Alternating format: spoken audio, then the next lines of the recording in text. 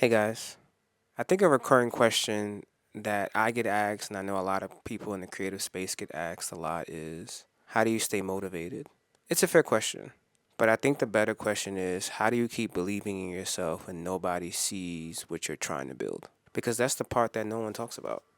People see the finished song or the finished piece or the finished product, the music video, the streams, the sold out shows, the press, the milestones. What they don't see is everything that happens before those moments. They don't see the nights you've been working long hours, staying up to 5 in the morning. They don't see that everything you made prior to what you're hearing now sounded horrible. They don't see the songs that you delete or sit on hard drives and never come out. They don't hear the ideas you never finish. They don't see the weeks when nothing feels inspired. And they don't see the days you question whether you've already made the best music that you've ever made. I've had those days, more than once.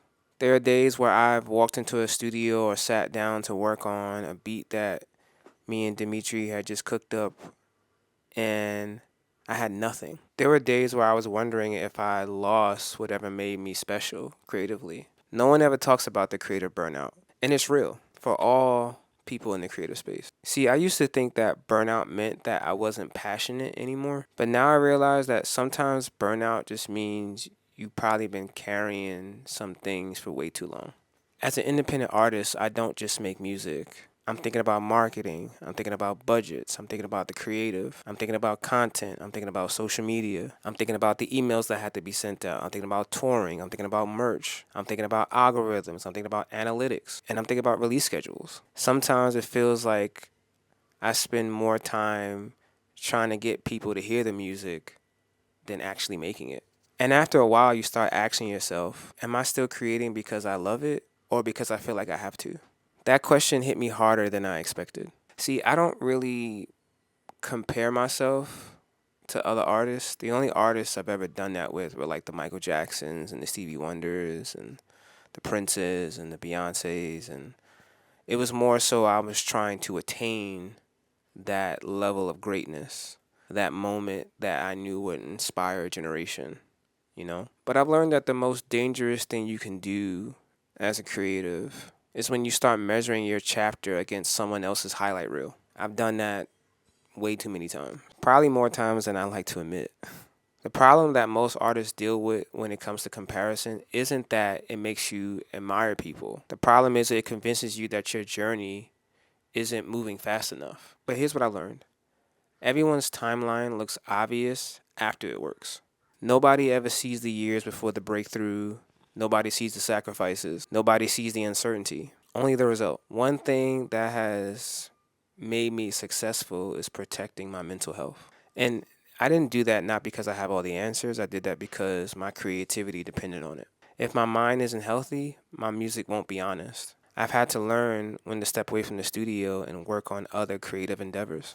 I've had to learn when to put my phone down and turn off social media. See, I've never chased numbers. I've always chased a feeling, a passion that I hope to continue to always have.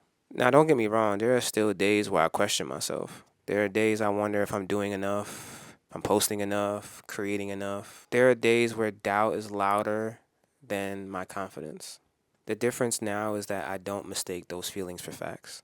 See, doubt doesn't mean that you're on the wrong path. It usually means that you're doing something that matters enough to be afraid of losing. So, how do I stay motivated? Honestly, I stopped waiting to be motivated. I became committed instead. See, motivation changes with your mood. Commitment doesn't. Some days I wake up inspired, some days I don't. But I show up anyway. Because I've learned something after all the years I've been doing this. The artist I want to become is built on the days I don't feel like creating. But I chose to create anyway. Maybe that's the side that nobody sees. Not the success, not the streams, not the recognition. Just the quiet decision to keep going. If you're watching this and you're choosing something that feels impossible, whether it's music, business, or just becoming the person you're capable of, I hope you remember this. You don't have to feel confident every day. You don't have to have everything figured out. You just have to keep showing up. And one day, the thing nobody saw will be the thing that people admire about you. Thanks for watching. I'll see you guys in the next episode. Peace.